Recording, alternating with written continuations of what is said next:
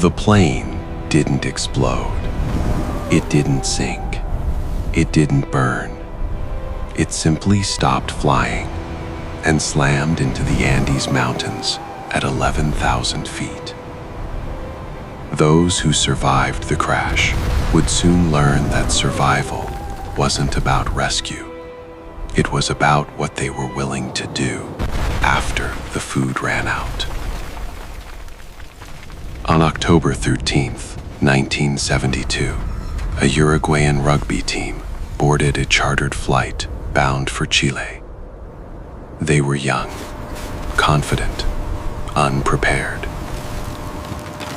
Midway through the Andes, the pilots misjudged their position. The aircraft descended too early. The left wing clipped a mountain, then the right. The fuselage tore open and skidded across ice at highway speed. When the wreckage finally stopped, the plane was gone. The mountains remained.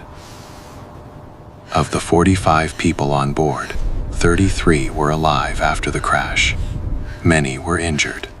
Some were dying. The temperature dropped below freezing at night. There were no trees, no animals, no vegetation, only snow. They salvaged what they could: chocolate, wine, a few scraps of food. They did the math. It wouldn't last long. For days, they waited. They listened to a small radio. Then they heard the words that ended hope. The search for the missing plane has been called off. No one was coming. They were not lost. They were abandoned. The mountains offered nothing to eat. No roots, no animals, no insects, only bodies. The dead had been preserved by the cold. At first, no one spoke the thought aloud, but starvation has a way of forcing conversations. They faced a choice with no clean answer.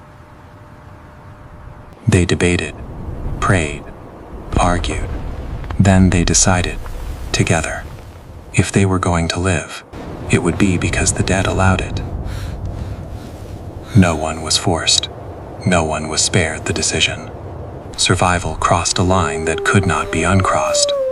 Weeks later, an avalanche buried the wreckage. 8 people died in their sleep. Those who survived dug themselves out of snow with bare hands. The mountains were not finished with them. 2 survivors finally did what the plane could not. They walked for 10 days across glaciers and peaks. One direction, no guarantee, until they found life. On December 22nd, 1972, 72 days after the crash, helicopters arrived. 16 people survived. They did not celebrate. They did not explain. They simply left the mountains behind.